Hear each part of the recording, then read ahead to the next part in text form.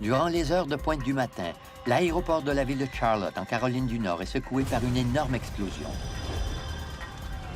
La fumée s'élevait au-dessus de la clôture. C'était le chaos, on voyait des gens courir partout. Les pompiers se précipitent vers l'un des plus gros hangars d'aérodrome où ils doivent affronter un véritable enfer. Au bout de certain temps, on s'est rendu compte qu'un avion avait percuté le hangar.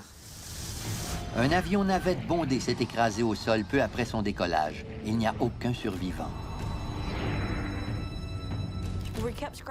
On n'y comprenait rien. Cet avion avait déjà effectué 9 vols sans le moindre problème. Les enquêteurs décèlent une série d'erreurs Bill, I have an idea. et découvrent que les passagers des petits avions sont en danger depuis des années.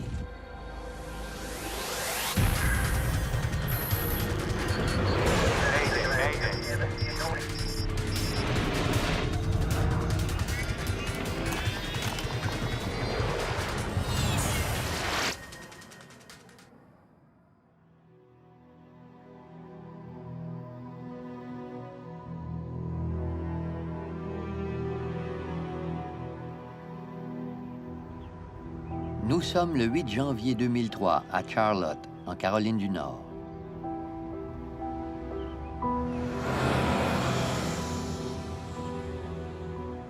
Les 500 000 habitants de la ville accueillent un nouveau matin. À l'aéroport international de Charlotte Douglas, la pilote de l'aviation commerciale Cathy Leslie est déjà au travail. À 25 ans, cette Texane est à l'emploi d'Air Midwest depuis presque 3 ans. C'est l'un des plus jeunes commandants de bord de la compagnie. C'est une pilote de premier ordre qui forge sa carrière dans un aéroport en pleine expansion.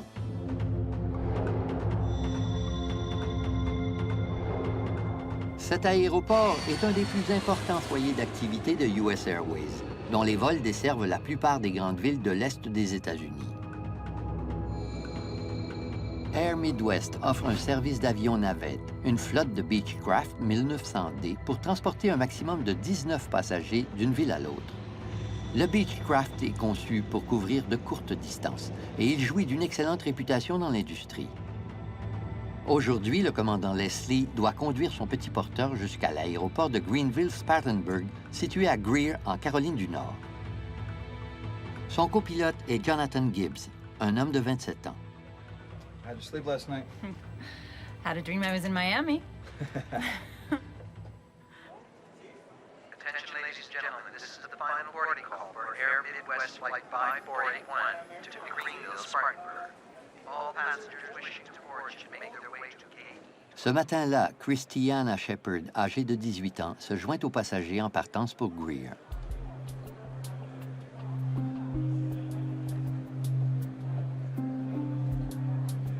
Ses parents, Teresa et Doug Shepard, sont des missionnaires baptistes en mission aux Açores. Christiana avait quitté les Açores le 7 janvier. Elle avait passé une nuit à Boston, puis emprunté le premier vol à destination de Charlotte le matin suivant pour y monter à bord de la navette de Greenville. Elle retournait à l'université. Christiana était une fille exceptionnelle. Elle me serrait souvent dans ses bras sans raison particulière. Elle me prenait dans ses bras en me disant « Papa, je t'aime ».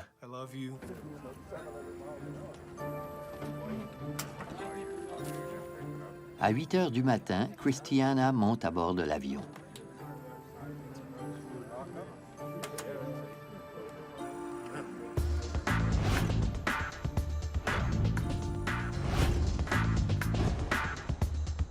Entre-temps, les pilotes suivent la liste de vérification préalable au décollage. Ils calculent le poids des bagages, des passagers et du carburant. Ils doivent s'assurer que l'avion ne pèse pas trop lourd et que le poids de sa charge est réparti également. De tels calculs sont effectués avant chaque vol commercial. So we got a full house back there? You can count 19 people in the back. Don't know the bags yet. Okay. Mais les bagagistes craignent que le poids des valises n'excède la capacité du Beechcraft. Captain, how many we gotta take off? We're figuring it out.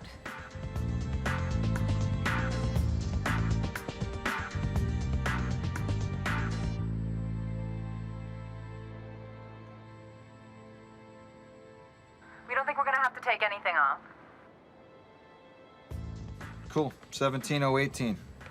17,120 is our weight, huh? Yeah, is our max. So, we're cool. So, yeah.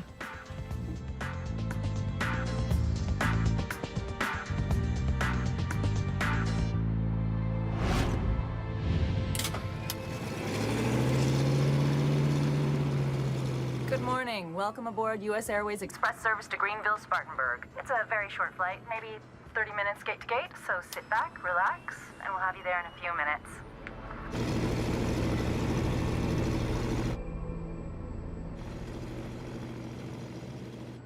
Avant le décollage, les pilotes vérifient les commandes de vol, dont les couvernes de direction et de profondeur qui leur permettront de diriger le Beechcraft.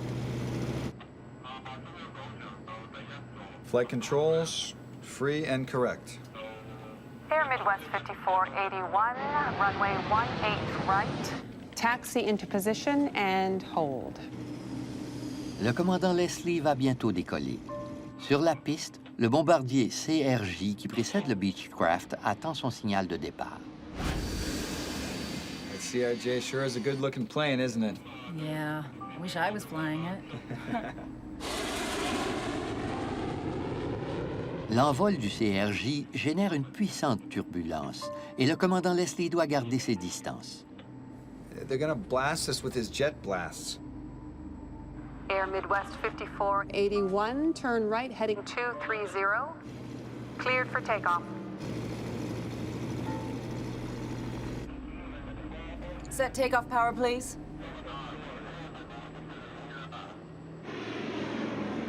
Power is set. 80 knots, cross-check.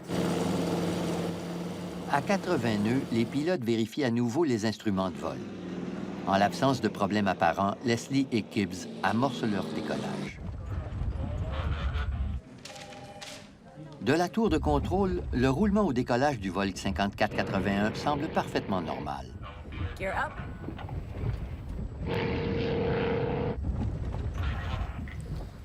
What? Sans avertissement, le nez de l'avion grimpe brutalement de 7 à 54 degrés. Oh, help me! You got it? L'équipage lutte pour rabaisser le nez du Beechcraft. Le flux d'air qui balaie ses ailes assure sa portance. Mais si son nez continue de grimper, l'air n'y circulera plus aussi facilement.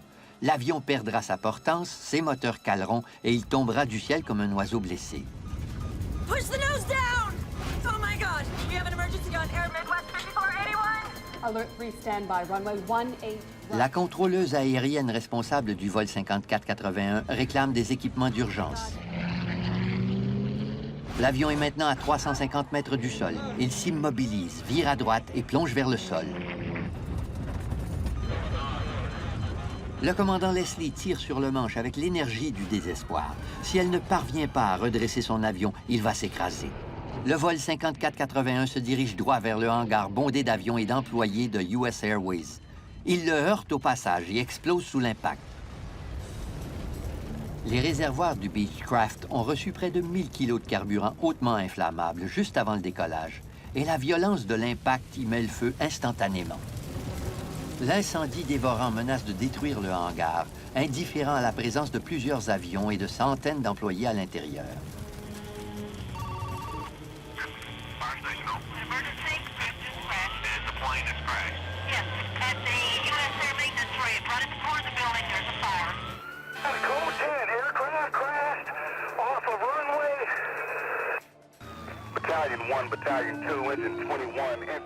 Dans un bâtiment voisin, le directeur des ventes, David Isola, entend la déflagration. J'étais dans mon bureau quand j'ai entendu le bruit d'une explosion. Un type est sorti du bureau voisin pour me dire qu'il venait de voir un avion s'écraser. J'ai aussitôt sauté dans ma camionnette pour me rendre sur les lieux de l'accident. David Isola filme les premières images. Il y avait énormément de fumée. C'était le chaos. La fumée s'élevait au-dessus de la clôture et on voyait des gens courir partout. Le chef du service d'incendie, Keith Rogers, prend le commandement.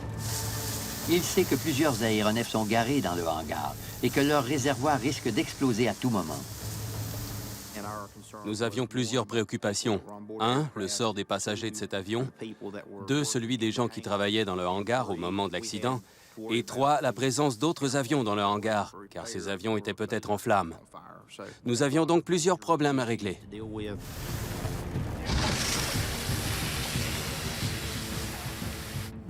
On se posait tous la même question. Y avait-il des survivants? En arrivant sur les lieux, on a aperçu plusieurs mannequins d'essais de choc sur le sol. Je me suis dit qu'un des avions avait explosé et que ces mannequins d'entraînement avaient été propulsés hors de la cabine.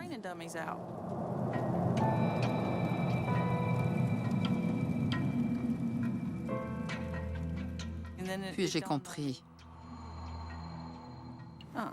Ce n'étaient pas des mannequins. Le Beechcraft est une perte totale. Le commandant Katie Leslie, son copilote Jonathan Gibbs et leurs 19 passagers sont morts. At about 8:53 this morning, we had an aircraft accident. It had 19 passengers and 2 crew. There are no survivors. On espère toujours ne pas avoir à affronter une situation qui implique autant de pertes de vies humaines. Mais c'est notre travail. C'est vraiment une des tâches, un des devoirs les plus pénibles de toute la carrière d'un sapeur-pompier. L'épreuve des sauveteurs et des auxiliaires médicaux est maintenant terminée, mais celle des familles et des amis des victimes ne fait que commencer. Je traversais le salon et je me suis arrêtée. Mon cœur bat exactement de la même façon en ce moment. J'ai dit, « Christiana n'a pas encore téléphoné? » Elle m'a répondu non. Je savais ce qui lui était arrivé. Je le savais. J'ai saisi le téléphone et j'ai appelé l'université. Un homme m'a dit, « Madame Shepherd, nous avons de tristes nouvelles. » Puis il m'a annoncé que l'avion s'était écrasé après le décollage. Je lui ai demandé s'il y avait des survivants et il m'a dit non. Et j'ai compris qu'il fallait me rendre au garage pour le dire à Doug.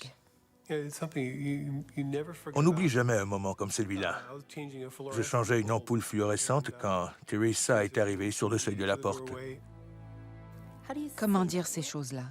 Avec quels mots? Chaque jour, on se sert de centaines de mots. Mais comment peut-on les utiliser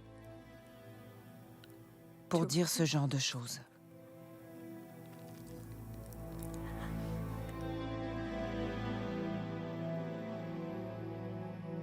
Pourtant, je l'ai fait. J'ai dit, Doug, l'avion de Christiana s'est écrasé.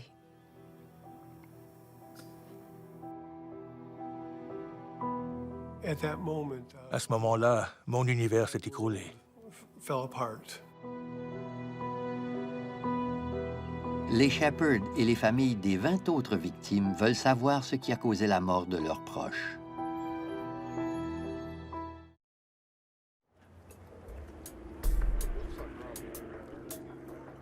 Il y a près de 5 heures que le Beechcraft 1900D d'Air Midwest a percuté un des hangars de l'aéroport de Charlotte, en Caroline du Nord. Puisqu'il n'y a aucun survivant, les corps des victimes et les débris de l'avion restent en place jusqu'à l'arrivée des enquêteurs du NTSB, le Conseil national de la sécurité des transports.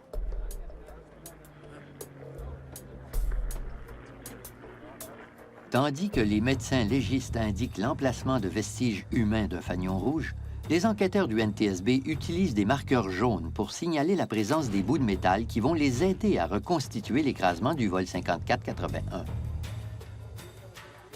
Lorinda Ward fait partie de l'équipe affectée à l'affaire. C'est le premier écrasement d'avion qu'elle analysera à titre d'enquêteuse en chef.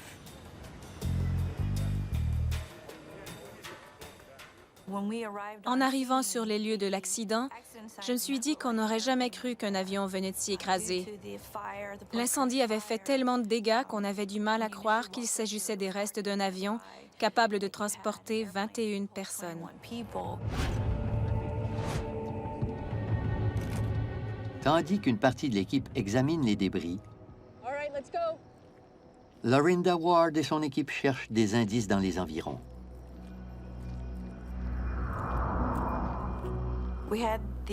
Mes hommes marchaient épaule contre épaule sur la piste réservée au décollage du Beechcraft accidenté. Ils la scrutaient dans l'espoir d'y retrouver un élément susceptible de nous aider à résoudre l'affaire. Aucun débris ne doit demeurer sur les pistes, car le plus petit objet peut devenir un projectile mortel s'il frappe un avion au cours du décollage. 3 ans avant le vol 5481, un Concorde a roulé sur un bout de ferraille de 45 cm en décollant d'un aéroport de Paris. Le fragment a percé son réservoir de carburant qui a pris feu. L'avion s'est élevé à environ 200 mètres d'altitude avant de heurter un hôtel voisin. 109 voyageurs et 4 passants ont été tués sur le coup. À l'aéroport international Charlotte Douglas, les enquêteurs scrutent chaque centimètre de terrain. Ils finissent par découvrir un bouchon d'avitaillement un peu trop près de la piste. Il aurait pu être aspiré par un moteur d'avion. Les dommages qu'il aurait pu causer représentaient le plus grand risque. Cette découverte leur suggère une hypothèse intéressante.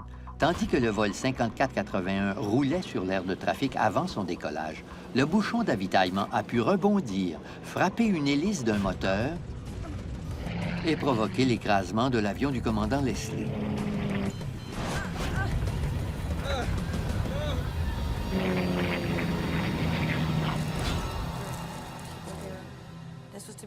Il nous fallait récupérer ce bouchon afin de l'éliminer comme facteur d'accident, car il aurait pu tomber de l'avion ou l'endommager en le heurtant. Mais le bouchon d'avitaillement est intact et Lorinda Ward conclut qu'il n'est pas entré en contact avec les hélices du Beechcraft. Les enquêteurs ne trouvent aucun autre élément pertinent sur la piste et l'hypothèse des débris est écartée. À son tour, l'enquêteur du contrôle de la circulation aérienne du NTSB, Bill English, explore un nouveau scénario. Après avoir entendu parler de cet accident, j'ai tout de suite étudié la possibilité d'une turbulence de sillage. Les ailes d'un avion à réaction qui se déplace à grande vitesse perturbent l'atmosphère en générant une violente traînée d'air tourbillonnant. Quelques décennies plus tôt, la NASA avait déjà démontré la puissance des turbulences de sillage et le danger qu'elles représentaient pour les autres avions. Une question se posait. Un autre avion avait-il décollé avant le Beechcraft? Seul un autre avion peut générer ce type de turbulence. Il nous fallait découvrir quel genre d'avion avait décollé avant le nôtre, car les avions plus lourds, les gros porteurs, sont ceux qui génèrent le plus de turbulences de sillage. Bill English étudie les images radars enregistrées ce matin-là et découvre qu'un bombardier de transport régional beaucoup plus lourd que le Beechcraft a décollé juste avant lui.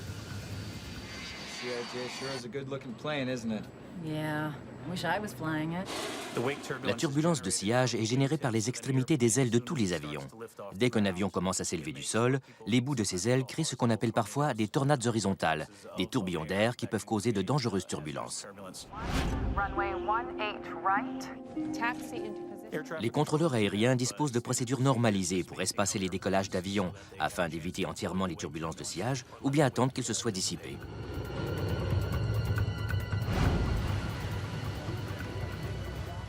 Un an auparavant, un avion à réaction d'American Airlines avait décollé dans une zone de turbulence de sillage. Il s'était écrasé dans un quartier résidentiel, tuant sur le coup 260 passagers et 5 passantes.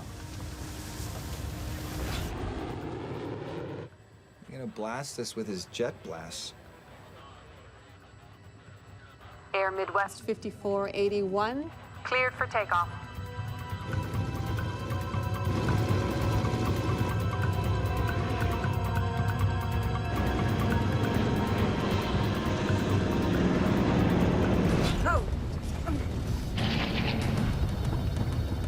L'enquêteur Bill English doit maintenant découvrir si les turbulences de sillage du CRJ ont causé l'accident fatal du vol 5481.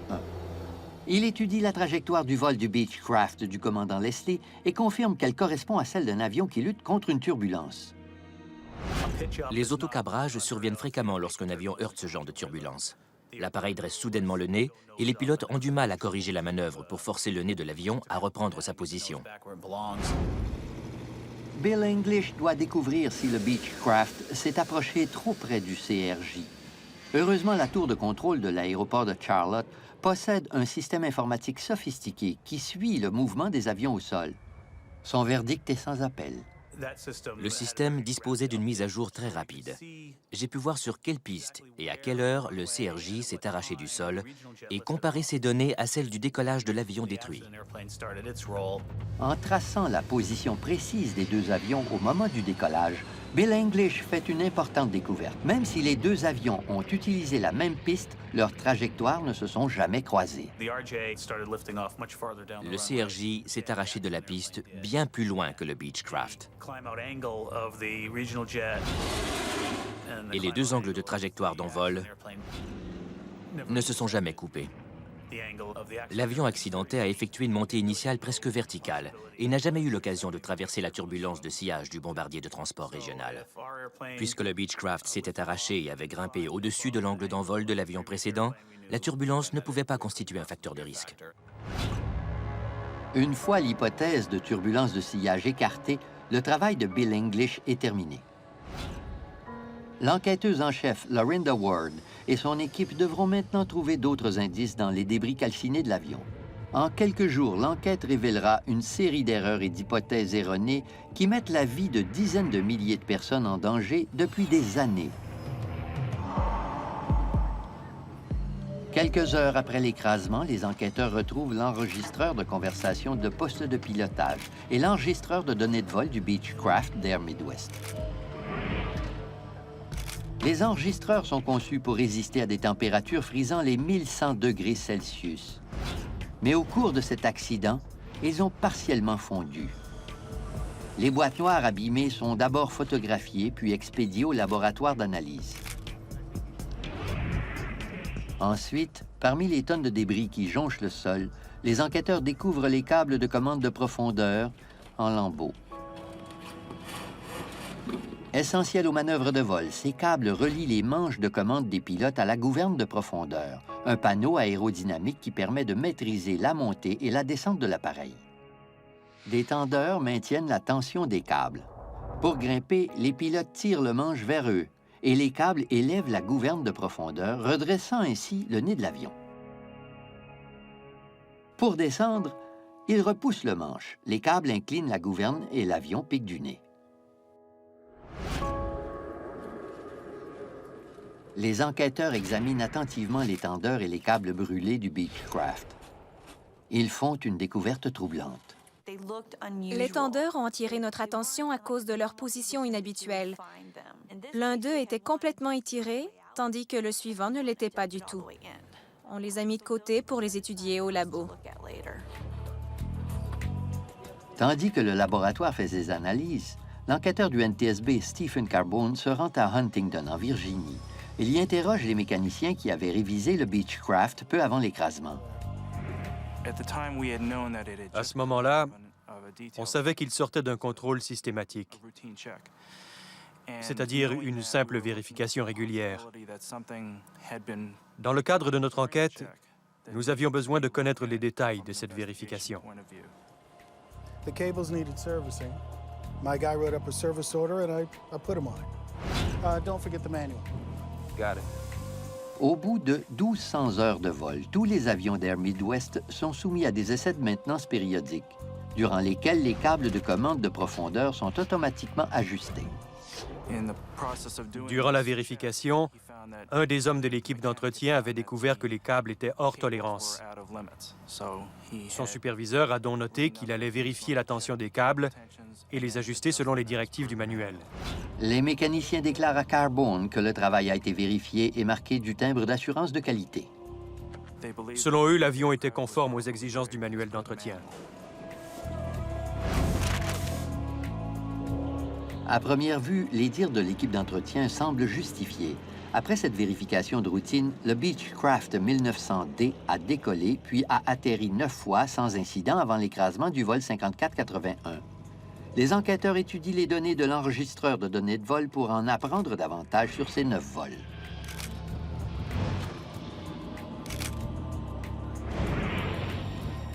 L'enregistreur de données de vol a stocké les données de nombreux vols effectués avant et après le réglage de la tension des câbles de gouverne. Aucun des pilotes des vols précédents n'avait signalé de problème relié à la gouverne de profondeur.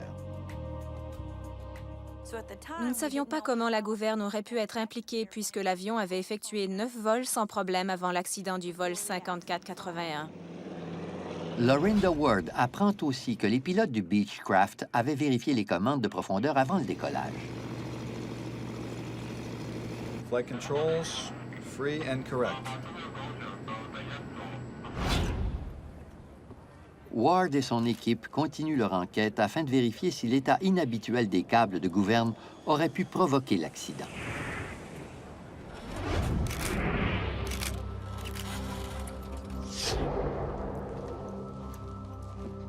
Et ils arrivent ainsi au cœur du problème. Normalement, les deux tendeurs sont exactement de la même longueur, mais un des tendeurs du Beechcraft est visiblement plus long que l'autre.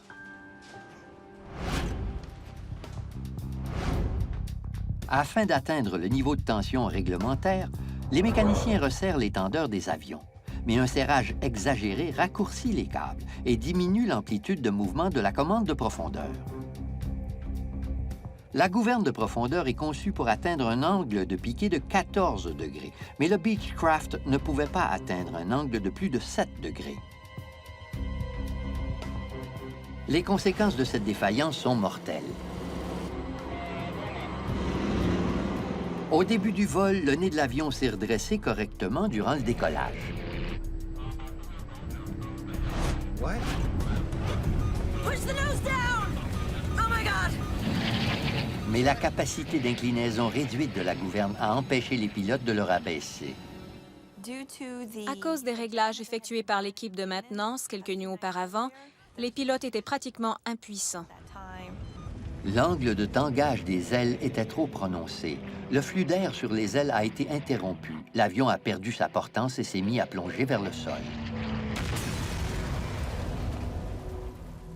La défaillance de la gouverne de profondeur explique pourquoi le vol 5481 s'est écrasé ce jour-là. Les câbles de commande avaient été mal réglés et les pilotes n'ont pas pu rectifier l'angle de tangage de leur appareil. Stephen Carbone veut savoir comment les mécaniciens ont pu commettre une erreur aussi grave. Yeah, I see that here. Carbone retourne au hangar de maintenance et interroge à nouveau les mécaniciens de service cette nuit-là, mais cette fois, leur version des faits a changé. Most of the guys were just learning the ropes. Les mécaniciens de cette ligne aérienne étaient des sous-traitants embauchés par un service. Tous ceux qui ont participé à l'inspection de l'avion avaient une expérience limitée des Beechcraft 1900D, et l'individu qui a exécuté les travaux cette nuit-là n'était qu'un apprenti en cours de formation. Once you have the rig pin set, adjust the turnbuckle barrels for more tension in the cable. Yeah, I see that here. Le réglage des câbles de commande est loin d'être simple. Il s'agit d'une procédure fort longue, comprenant 25 étapes distinctes. Got it. What about the other steps? Yeah, don't worry about those. Just check the cable tension when you're done, and we're good. That's it. L'inspecteur en contrôle de qualité et le mécanicien de service ont décidé par eux-mêmes de ne pas effectuer toutes les étapes du contrôle périodique. Ils étaient convaincus que seules les étapes choisies étaient essentielles à l'exécution de leur mandat. Cette nuit-là, le mécanicien a sauté 9 des 25 étapes. L'une d'elles était de vérifier l'amplitude de mouvement de la gouverne de profondeur. Si le mécanicien avait effectué cette vérification, il aurait immanquablement remarqué que le mouvement de la gouverne était restreint par des câbles mal réglés. S'ils avaient suivi les étapes du manuel d'entretien, ils auraient découvert ces problèmes bien avant qu'ils se manifestent en vol. Pourtant, un inspecteur supervisait les travaux, mais Carbone découvre qu'il s'agissait de l'homme chargé de former le nouveau mécanicien. Durant la vérification, l'inspecteur en contrôle de qualité agissait également à titre d'instructeur. Il a expliqué les étapes au mécanicien et lui a appris à ajuster les douilles de tendeur. Dans de telles circonstances, l'instructeur effectue les travaux avec son apprenti. Ensuite, il a vérifié son propre travail et, à titre d'inspecteur, approuvé les ajustements qu'il venait lui-même de faire.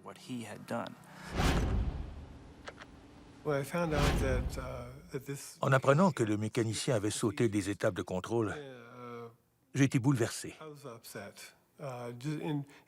L'absence de ces procédures a affecté nos vies. La vie de 21 personnes, ou plutôt de 21 familles, a été détruite. On ne se remet jamais d'un tel drame. La famille Shepard poursuit la ligne aérienne. Elle exige également une réparation sans précédent dans l'histoire de l'aviation commerciale, des excuses. Notre odyssée juridique a commencé lorsqu'on a demandé des excuses. Nous voulions que quelqu'un admette on a commis une grave erreur. Mais nous ne savions pas encore que les représentants des lignes aériennes ne s'excusent jamais. Mais ils nous avaient lésés. Ils devaient se lever et déclarer publiquement « Nous sommes désolés d'avoir commis cette erreur et nous ferons en sorte qu'elle ne se reproduise jamais. » Dans cette affaire, les mécaniciens ont posé des gestes qu'ils croyaient parfaitement justifiés. À leurs yeux, il s'agissait d'une nuit de travail comme les autres.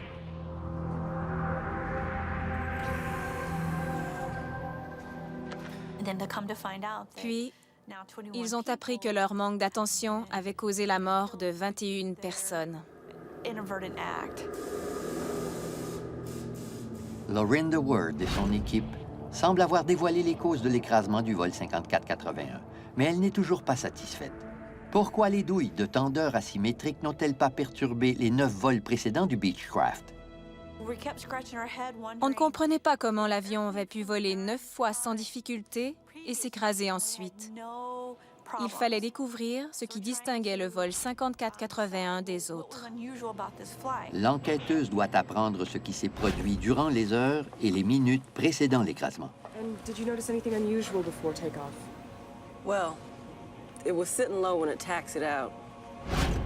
It looked heavy. Quelques témoins ont insinué que l'avion était très lourdement chargé. Les bagagistes ont même eu du mal à fermer la porte parce que des valises pressaient contre elle. Les avions peuvent atteindre un certain poids calculé en fonction de leurs spécifications. S'ils excèdent ce poids, ils n'arriveront pas à décoller. Avant le décollage, on doit donc calculer le poids embarqué. We got a full house back there? How many we gotta take off? We're figuring it out. L'équipage du Beechcraft a bien effectué les calculs réglementaires. Cool. 17018. L'enregistreur de conversation de poste de pilotage nous a prouvé qu'ils avaient fait les calculs nécessaires pour s'assurer que leur centre de gravité leur permettrait de décoller sans problème. 17120 is our weight, huh? Yeah, as our max. À bord de n'importe quel avion, le poids du cargo et des passagers doit être réparti uniformément. Le poids d'équilibre d'un avion devient son centre de gravité. Pour qu'il vole en toute sécurité, ce centre ne doit pas être trop loin vers l'avant, ni trop loin vers la queue de l'appareil. So, we're cool. So, yeah. We don't think we're gonna have to take anything off. Les pilotes d'Air Midwest peuvent tous effectuer les calculs qui leur servent à établir le poids et le centre de gravité d'un vol.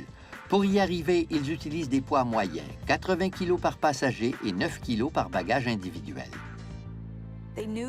En réalité, leur centre de gravité avait trop glissé vers l'arrière, mais des calculs basés sur les poids moyens leur ont fait croire que leur avion respectait les limites établies pour un décollage sécuritaire.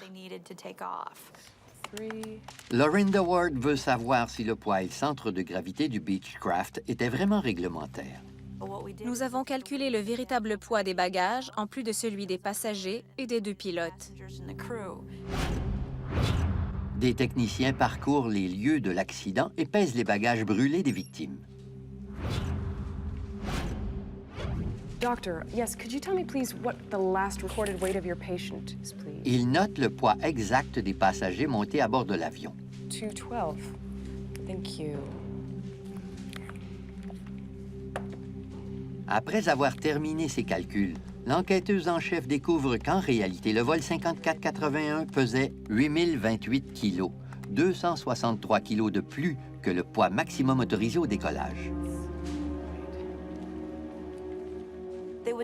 S'ils avaient calculé les poids réels, ils n'auraient jamais décollé sans réduire le nombre de passagers ou de bagages. Comme le poids des passagers était plus élevé que prévu et qu'il y avait un nombre excessif de valises à bord, la queue du Beechcraft était trop lourde. Son centre de gravité était un peu trop loin à l'arrière, ce qui n'avait aucune importance avant la rentrée du train d'atterrissage. Gear up. En s'éloignant du nez, le train d'atterrissage a provoqué un déplacement du point d'équilibre vers l'arrière. Les tentatives des pilotes pour reprendre la maîtrise de l'appareil sont contrecarrées par les commandes de profondeur défectueuses. Quand le train avant s'est replié vers l'arrière, ils ont perdu la maîtrise de l'avion. Tout ce poids s'est brusquement porté vers l'arrière et la gouverne de profondeur n'avait pas l'amplitude de mouvement nécessaire pour rabaisser le nez de l'avion. À cette altitude, ils n'avaient aucune chance de s'en tirer.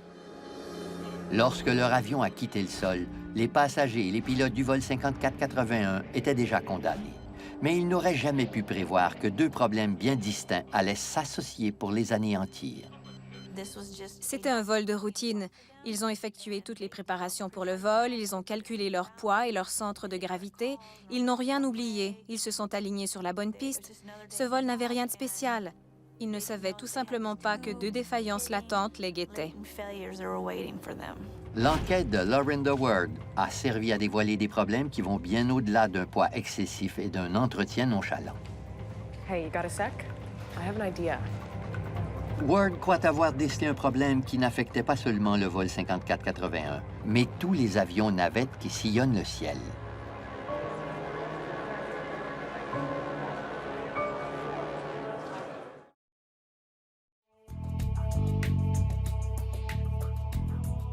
Les enquêteurs du NTSB prétendent que tous les écrasements d'avions améliorent la sécurité aérienne, et le vol 5481 ne fait pas exception. 14 mois après l'accident, Lorinda Ward et son équipe déposent un rapport afin de s'assurer que les erreurs ayant mené à la mort des voyageurs du vol 5481 ne se répéteront jamais. Entre autres, Mme Ward recommande que la FAA révise la liste des poids moyens des passagers et des bagages, qui sont restés les mêmes depuis 1936. Comme plusieurs études suggèrent que les Américains et les adultes d'autres nationalités prennent du poids année après année, elle doute fort de l'exactitude de ce soi-disant poids moyen. Nous avons recommandé à la FAA d'envoyer ses représentants surveiller les aéroports durant l'été et l'hiver afin d'évaluer si les poids moyens établis en 1936 reflétaient encore ceux des voyageurs qui se trouvaient dans leurs avions. Après avoir pesé un certain nombre de passagers, sans oublier leurs bagages, la FAA tire une conclusion stupéfiante. Le poids moyen d'un passager américain d'âge adulte est maintenant de 88 kilos au lieu de 79 kilos. La FAA réalise également que les sacs de voyage personnels des passagers pesaient en moyenne 2,25 kilos de plus que prévu par les lignes aériennes. Il était grandement temps de mettre les listes de poids moyens à jour.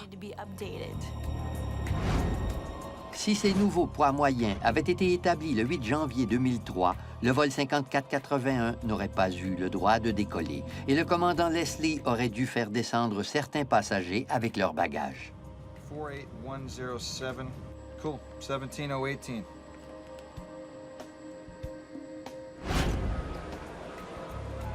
Les pilotes d'Air Midwest utilisent dorénavant un poids moyen de 91 kg par passager et leur avion navette ne transporte plus que 17 passagers, 2 de moins que par le passé. Le rapport de Lorinda Ward précise que malgré l'augmentation des poids moyens, les risques n'ont pas complètement disparu. Elle déclare que les petits porteurs deviendront beaucoup plus sécuritaires lorsque les lignes aériennes cesseront d'effectuer le calcul du centre de gravité à partir de poids moyens et que leurs pilotes calculeront le véritable poids embarqué avant le décollage. De nouvelles technologies en cours de développement permettront aux transporteurs aériens de mesurer le poids réel de leur charge et d'établir le centre de gravité de leur avion en temps réel durant l'embarquement des bagages et des passagers. Cette information est vitale. De plus en plus de gens voyagent à bord d'avions navettes. Compte tenu de la montée en flèche des prix du carburant, ces petits modèles plus économiques en carburant attirent fortement les lignes aériennes. Chaque année, en Amérique du Nord, plus de 12 millions de personnes voyagent à bord d'avions navettes conçus pour transporter moins de 30 passagers. Les problèmes de poids et d'équilibre présentent un facteur de risque plus important à bord d'un petit avion. Malgré les recommandations de Lorinda Ward et l'émergence des technologies appropriées, presque 70 des petits avions en service régulier n'ont pas abandonné les poids moyens en faveur des poids réels.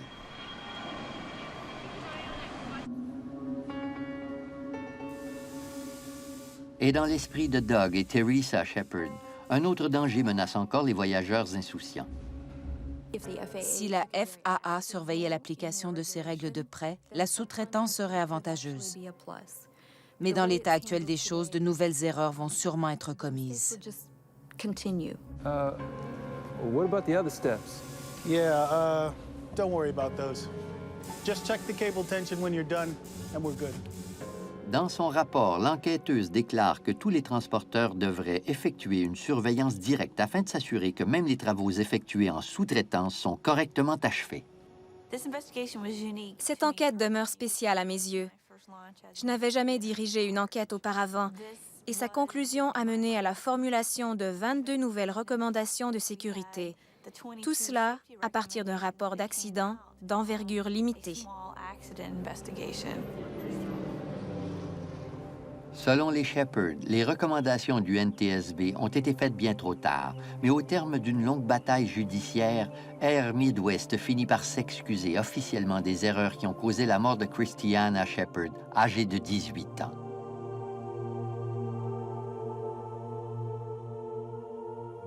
My name is Ron Goldman, and my role here today is I will be introducing the public apology, and then I'll have a few remarks. Dans l'histoire de l'aviation commerciale, ces excuses officielles étaient sans précédent. We are here today to remember the victims of Flight 5481 and to offer our apologies, our condolences, and sincere sympathy to the surviving family members of the passengers and crew who perished in the January 8, 2003 crash of Air Midwest flight number 5481. L'acceptation de la responsabilité suggère que les recommandations faites par les enquêteurs chargés de l'affaire ne seront pas rangées dans un tiroir et qu'elles ne seront pas oubliées. Et si l'industrie ne les prend pas suffisamment au sérieux, elle devra en répondre, que ce soit publiquement ou en privé. Durant une journée de travail, les gens ne devraient jamais oublier à quel point il est important de bien exécuter ses tâches. Quelle que soit notre position sur l'échelle administrative, qu'on occupe l'échelon le plus élevé ou le plus bas, on a tous des responsabilités. Une série d'erreurs et de mauvais calculs ont eu raison du vol 5481, mais certains croient que ce jour-là, la conduite du commandant Leslie a été tout simplement admirable. Avec un avion en perte d'équilibre et des commandes de vol défectueuses, elle n'aurait jamais pu sauver ses passagers, mais ses derniers actes ont peut-être épargné d'autres vies. À mes yeux, c'est une héroïne méconnue. Très peu de gens savent ce qu'elle a fait. Elle s'est battue pour maîtriser son avion et l'éloigner du hangar, et elle a réussi en partie. Elle l'a empêché de frapper le hangar de plein fouet.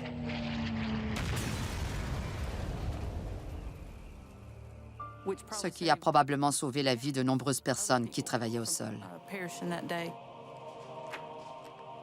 Lorinda Ward aurait pu mettre fin à son enquête en découvrant les erreurs qui ont provoqué l'écrasement du vol 5481. Mais en cherchant un peu plus loin, elle a assuré la sécurité de millions d'autres voyageurs.